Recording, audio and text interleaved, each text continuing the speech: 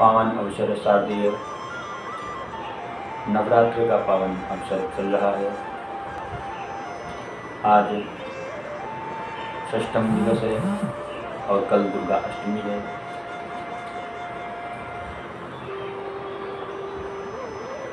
आप सब इस पावन शारदीय नवरात्र में बड़े ही धूमधाम से भगवती दुर्गा जी की आराधना करते हैं। उनको प्रसन्न करने के लिए तरह तरह के उपाय, तरह तरह की आराधना करते रहते हैं। हम सभी में इतना सामर्थ्य नहीं है कि भगवती दुर्गा जी की आराधना कर सकें, क्योंकि बड़े बड़े ऋषि, विद्वान, तपस्वी, संत इत्यादि सभी भगवती की आराधना करते हैं और हजारों वर्षों तक तपस्या करते थे, तब जाके कहीं भगवती प्रसन्न होती है। तो आज कलयुग में हमारे सबके अंदर इतना साहस नहीं है कि हम सब भगवती को प्रसन्न कर सकें, उनकी आराधना कर सकें। हम तो मात्र उनको प्रसन्न करने का एक छोटा सा प्रयास करते हैं, क्योंकि आज के समय में ना ही हमारे शरीर में इतना बल है, ना ही इतनी सामर्थ्य है जो हम हजारों वर्षों तक तपस्या करके या भगवती की आराधना करें या उनका व्रत करें। आज के युग में लोग व्रत भी करते हैं तो भी न जाने क्या क्या नाना प्रकार के भोजन से संबंधित फलाहार की व्यवस्था हमारे घर में रहती है। तो उसके फलाहार करते हैं और कहते हैं कि हम व्रत कर रहे हैं माता को, और करें भी क्यों ना, क्योंकि आज हमारे शरीर में इतनी सामर्थ्य है, हम चाहें भी तो भी व्रत नहीं कर सकते। तरह तरह के रोग उत्पन्न हो जाते हैं। शारदीय नवरात्र का और चैत्र नवरात्र का ये कुछ अवसर ऐसा होता है जिसमें हमें व्रत अवश्य रखना चाहिए, क्योंकि हमारे सनातन धर्म में मूलतः 4 प्रकार के नवरात्र होते हैं, जिसमें 2 मुख्य नवरात्रि कही जाते हैं और 2, एक आश्विनी शुक्ल पक्ष में और एक चैत्र शुक्ल पक्ष में 2 नवरात्रि पड़ती हैं, जिसका विशेष रूप से प्रचलन है और हम सब उसमें भगवती की आराधना करते हैं। कहते हैं कि नवरात्र ऐसे समय पर पड़ती हैं जहाँ जब मौसम बदलता है, तरह तरह की बीमारियाँ फैलती हैं। हमारे विद्वानों ने ऐसा नियम बनाया कि इस समय में भगवती की आराधना की जाए, महामारी जैसे रोगों से बचा जा सकता है उससे, क्योंकि हम व्रत करेंगे, तरह तरह के अभक्ष्य पदार्थ का भक्षण नहीं करेंगे, भगवती की उपासना करेंगे, सत्य को धारण करेंगे और उनकी कृपा से तरह तरह के रोगों से बचा जा सकता है। सुंदर आज इस पावन शारदीय नवरात्र पर हम सब भगवती की आराधना करते हैं। आज षष्ठम दिवस है, कल अष्टमी का पावन व्रत हम सभी धूमधाम से मनाएंगे और नवमी को कन्या भोज इत्यादि की व्यवस्था रखते हैं। कहते हैं कि भगवती की आराधना में कन्या भोज अति आवश्यक है। जितना ही हमारे लिए हम व्रत आवश्यक है, उतना ही कन्या भोज का बहुत ही फल बताया गया है। आजकल लोग देखते हैं, लोग इतने आलसी होते जा रहे हैं कि कन्या भोज की व्यवस्था भी ढंग से नहीं करते।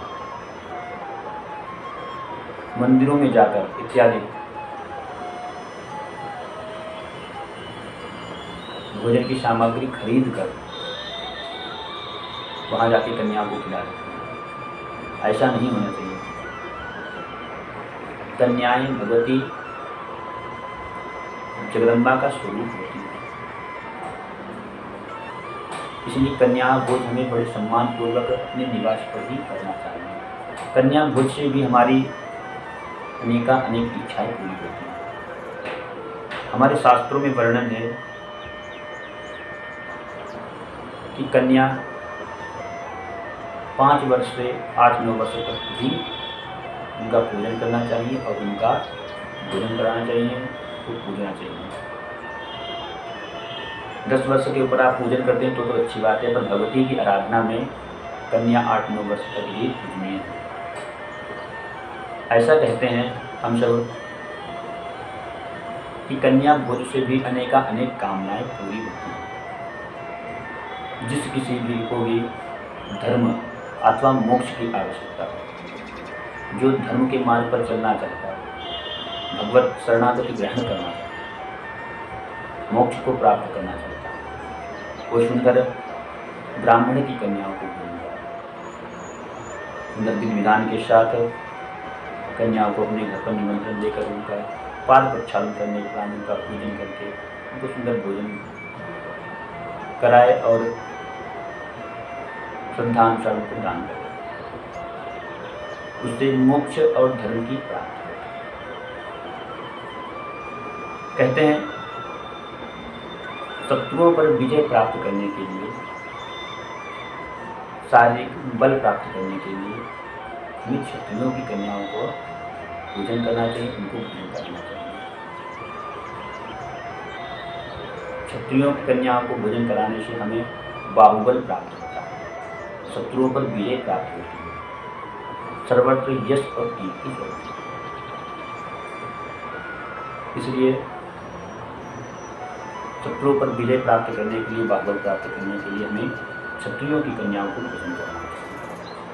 आजकल सभी लोग जो देखो वो इसके मन में एक ही प्रश्न रहता है कि महाराज जी हम व्यापार तो कर रहे हैं, व्यापार में तरह तरह के घाटा नुकसान हो रहा है, व्यापार ढंग से चल नहीं रहा है। तो उनके लिए उपाय बताया गया है इस नवरात्रि के पावन पर्व में वैश्य की कन्याओं को भोजन करा के और उनका यथोचित पूजन पाठ करके उनको भोजन कराने से व्यापार में वृद्धि होती है। हमारा स्थिर जो व्यापार है वह पुनः पूर्व की भांति चलने लगता है। भगवती दुर्गा जी की कृपा प्राप्त होती है। इसलिए व्यापार से संबंधित कष्टों के लिए हमें वैश्य की कन्याओं को भोजन कराना चाहिए। कहते हैं रोगों के लिए और आयु वृद्धि के लिए चतुर्थ वर्ण की कन्याओं का भोजन करना चाहिए।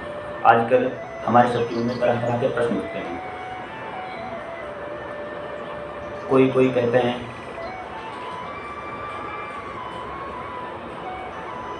कि नीच वर्ण की कन्याओं को भोजन नहीं करना, पर नहीं, ऐसा गलत है। कहते हैं या देवी सर्वभूतेषु जाति रूपेण संस्था। देवताओं ने स्तुति की है। दुर्गा सप्तशती को आप अध्ययन करेंगे तो 5वें अध्याय में श्लोक मिलता है, या देवी सर्वभूतेषु जाति रूपेण संस्था। आप सभी ने सुना भी होगा। कहते हैं जाति जाति में, हर वर्ण व्यवस्था में, हर कन्याओं में भगवती दुर्गा जी का ही स्वरूप होता है। तो इस प्रकार कन्या पूजन, कन्या भोजन कराने से हमारी मनोकामना पूर्ण होती है। आजकल हम सब लोग अपनी अपनी कामनाओं को लेकर तरह तरह के व्रत पूजन आराधन करते हैं। इसीलिए इस वीडियो के जरिए आप सभी भी एक छोटा सा उपाय करके देखें। आप पर विषय पर भगवती दुर्गा जी की कृपा प्राप्त हो, ऐसी हमारी आशा है। ऐसी हम भगवती दुर्गा जी से प्रार्थना करते हैं।